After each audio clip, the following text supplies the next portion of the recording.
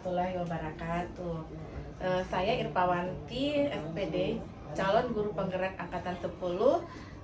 Hari ini saya akan melakukan sesi wawancara bersama Ibu Suharniati, SPD. Beliau adalah Kepala Sekolah UPT SD Impres Perumnas Antang 21. Bagaimana kabarnya hari ini, Bu? Alhamdulillah, kabar baik, sehat, alhamdulillah, syukur. Alhamdulillah, terima kasih Ibu karena Ibu sudah meluangkan waktunya untuk saya dalam melakukan sesi wawancara tentang pengambilan keputusan berdasarkan nilai-nilai kebajikan sebagai pemimpin. Saya mulai ya Bu ya, pertanyaan pertama yaitu saya akan menanyakan pertanyaan pertama selama ini, bagaimana Ibu mengidentifikasi yang merupakan dilema etika atau bujukan moral? Baik, saya akan jawab. Kalau saya perhatikan ini pertanyaannya adalah dilema etika atau bujukan moral. Nah, di sini saya jawab adanya masalah-masalah di dalam sebuah organisasi. Apakah ini disebut bermacam-macam? Kalau saya melihat sebuah masalah itu, saya pelajari dulu masalah tersebut, kemudian seberapa besar masalah itu, kemudian bagaimana dampaknya kepada semua pihak, dan siapa-siapa saja yang terlibat di dalam masalah tersebut itu, yang selama ini saya lakukan. Walaupun mungkin di dalam pengambilan keputusan itu pasti ada kebingungan keputusan apa yang akan saya ambil. Mungkin di satu sisi ada yang berdampak negatif kepada yang satunya, juga akan memberikan dampak yang lain. Saya kira itu jawaban dari pertanyaan. Ya, terima kasih Bu. Nah, lanjut ke pertanyaan kedua. Menurut Ibu, bagaimana Ibu menjalankan pengambilan keputusan di sekolah, terutama untuk kasus-kasus di mana ada dua kepentingan yang sama-sama benar atau sama-sama mengandung nilai kebajikan? Baik, saya akan jawab. Kalau tidak salah, ini mungkin adalah pengambilan keputusan untuk dilema etika, di mana sebuah masalah itu ada masalah, tetapi kalau kita mengambil keputusan di sebelah kanan benar dan di sebelah kirinya juga benar, ini keputusan yang sangat menyulitkan, membingungkan bagi kita. Tetapi kita harus mengambil keputusan dari hal itu. Misalnya, salah satu seorang guru, orang tuanya sakit-sakitan, dan dia juga harus bertugas selaku menjaga, mendampingi orang tua, dan ini merupakan kewajiban seorang anak untuk menjaga orang tuanya. Di sisi lain, dia juga menjalankan tugas sebagai seorang guru. Ini dari segi kemanusiaan. Disinilah merupakan sebuah dilema etika bagi saya sebagai kepala sekolah untuk mengambil keputusan. Karena yang satu juga kemanusiaan, bahwa guru itu harus menjaga orang tuanya, tetapi yang satu juga harus melaksanakan tugas sebagai guru. Tanggung jawabnya melaksanakan tugas. Jadi di sini untuk pengambilan keputusan ini mungkin ada beberapa langkah yang kita lakukan. Kalau tidak salah ada 9 pengambilan keputusan. Jadi yang pertama itu bagaimana kita mengenali nilai-nilai yang bertentangan dengan pengambilan keputusan tersebut. Kemudian yang kedua, menentukan siapa saja yang terlibat. Misalnya, kalau kita mengambil keputusan yang pertama, siapa yang terlibat? Siapa yang dirugikan? Kalau kita mengambil keputusan yang kedua, siapa lagi yang dirugikan? Kemudian yang mengumpulkan fakta-fakta yang relevan terhadap masalah tersebut. Kemudian yang keempat, menguji benar atau salah. Yang kelima, pengujian paradigma benar lawan benar. Yang keenam, yaitu melakukan prinsip resolusi. Kemudian yang ketujuh, investigasi opsi atau dilema, yaitu mengambil keputusan di luar dari dua keputusan itu. Yang kedelapan, yaitu membuat keputusan. Dan yang kesembilan, refleksi atau melihat kembali keputusan yang sudah diambil. Baik Bu, terima kasih. Pertanyaan berikutnya, yang merupakan tantangan yang paling benar menurut Ibu mengambil keputusan pada kasus-kasus dilema etika itu seperti apa, Bu? Keputusan pada kasus-kasus dilema etika itu seperti apa, yaitu menurut saya adalah tantangan yang paling besar. Kalau selama ini terus memang banyak masalah di sekolah ini, tapi yang rasakan yang paling penting, yang paling besar itu adalah tentang pengambilan keputusan menggunakan perpustakaan dan gedung sekolah. Yang sengketa lahan di sini saya bingung. Kalau saya tidak gunakan, kasihan anak-anak karena tidak ada ruangan yang digunakan. Tidak ada sarana di sana. Itu ada 2 ruang kelas ditambah perpustakaan, tetapi kalau saya gunakan juga, saya juga memikirkan keamanan. Jangan sampai pihak ketiga ini yang datang menimbulkan keributan besar yang rasakan untuk sementara ini.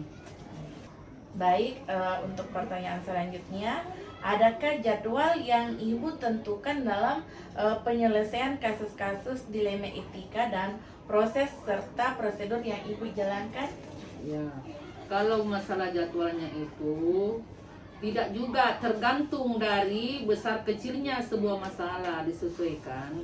Kalaupun juga tidak terlalu harus buru-buru, nanti pada saat pertemuan paling saya catat-catat saja apa masalah.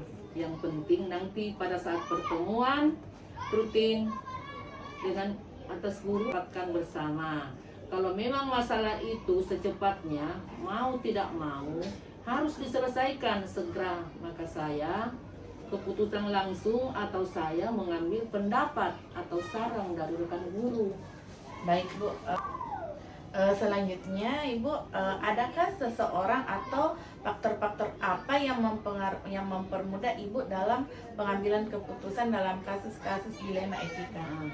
Faktor-faktor yang mempermudah saya dalam pengambilan keputusan dalam kasus-kasus dilema etika yaitu kalau orang-orang yang paling membantu, yang mungkin saya pikir rekan-rekan guru di sekolah itu, rekan guru sangat membantu saya dalam mengambil keputusan di sekolah. Semua saran dari guru maupun tenaga administrasi itu saya terima, kemudian saya pertimbangkan dampak baik buruknya seperti apa. Baik Bu, terima kasih. Nah, untuk pertanyaan yang terakhir, dari semua yang Ibu sampaikan tadi, pembelajaran apa nih yang Ibu petik dari pengalaman selama menjadi pemimpin dalam mengambil keputusan dilema etika? Selama saya menjadi pemimpin, kalau pembelajaran yang saya mengambil sebuah keputusan itu tidak tidak memutuskan secara gegabah, kita harus melaksanakan 9 langkah pengambilan keputusan itu supaya bisa menghasilkan keputusan yang aman, yang baik untuk semua pihak. Ya, terima kasih Ibu. Alhamdulillah sesi wawancara hari ini sudah selesai Ibu. Sekali lagi saya berterima kasih banyak atas waktunya. Semoga saya dilancarkan juga dalam tugas guru penggerak Ibu. Terima kasih Bu. Assalamualaikum warahmatullahi wabarakatuh. Waalaikumsalam warahmatullahi wabarakatuh. Assalamualaikum warahmatullahi wabarakatuh. Saya Irpawanti, calon guru penggerak angkatan 10, akan melakukan sesi wawancara kepada Ibu Haja Hafsa SPD MPD. Beliau adalah Kepala Sekolah UPT SD Inggris Perumnas Antang 11. Ibu, jadi saya mulai wawancara Bu ya. Bagaimana kabarnya hari ini Bu Haji? Alhamdulillah baik. Terima kasih Bu Haji atas waktu yang Ibu Haji luangkan hari ini untuk melakukan sesi wawancara tentang pengambilan keputusan berdasarkan nilai-nilai kebajikan sebagai pemimpin. Pertanyaan saya, bagaimana Ibu dapat mengidentifikasi kasus-kasus yang merupakan dilema etika atau bujukan moral Bu Haji? Caranya yaitu saya mengidentifikasi masalah yang ada. Saya akan menganalisis dua nilai kebajikan yang ada ketika dua nilai kebajikan itu sama-sama benar, maka itu merupakan dilema atau etika. Ketika kedua nilai ini tersebut mengandung nilai benar dan salah, maka termasuk harus ada bujukan moral. Nah, pertanyaan kedua Bu Haji, bagaimana Ibu menjalankan pengambilan keputusan di sekolah, terutama untuk kasus-kasus di mana ada dua kepentingan yang sama-sama benar atau sama-sama mengandung nilai kebajikan? Dalam membuat keputusan selalu mempertimbangkan masukan-masukan dari teman-teman sejawat. Kalau masalah tidak bisa dipecahkan, maka saya sebagai kepala sekolah harus menunjuk kepada atasan kami, yaitu pengawas sekolah. Nah, selanjutnya apa langkah-langkah atau prosedur seperti apa yang biasa Ibu lakukan selama ini? Ya, saya harus mencari informasi dari guru, teman sejawat, atau komite sekolah, atau orang tua siswa. Lalu masalahnya berkenan dengan apa masalah, saya melakukan analisis dalam mengambil keputusan yang lebih baik. Oke, selanjutnya Bu Haji, menurut Ibu hal-hal apa saja yang selama ini Ibu anggap efektif dalam pengambilan keputusan pada kasus-kasus dilema etika? Pengambilan keputusan yang harus saya ambil yaitu pengambilan keputusan yang objektif. Karena kalau tidak, di dalam diselesaikan secara objektif, otomatis tidak akan ada yang tersakiti, baik guru maupun orang tua siswa. Saya kira demikian. Hal apa saja yang selama ini merupakan tantangan dalam pengambilan keputusan pada kasus-kasus dilema etika, Bu? Tantangannya sebuah keputusan yang diambil, perbedaan pendapat bisa berbeda atau terjadi, tetapi keputusan yang saya ambil kita bernilai secara bijaksana. Oleh karena itu dari semua pihak akan merasakan adil. Oke Bu Haji, nah selanjutnya apakah Ibu memiliki sebuah jadwal tertentu dalam penyelesaian kasus dilema etika ini, Bu? Dalam pengambilan satu keputusan dalam kasus dilema ini, saya akan mengambil secara bergantian. Setelah itu saya mungkin akan membuka mana yang terbaik dari kedua belah pihak dari masalah ini. Mungkin jadwalnya ditentukan atau tidak ditentukan, artinya itu. Selanjutnya menurut Ibu, adakah seseorang atau faktor-faktor apa saja yang selama ini mempermudah atau membantu Ibu dalam pengambilan keputusan dalam kasus-kasus dilema etika itu, Bu? Yang biasa memberikan bantuan dalam menyelesaikan satu dilema itu teman sejawat atau yang ada mungkin di sekolah. baik itu yang senior maupun masih muda atau komite sekolah. Terima kasih.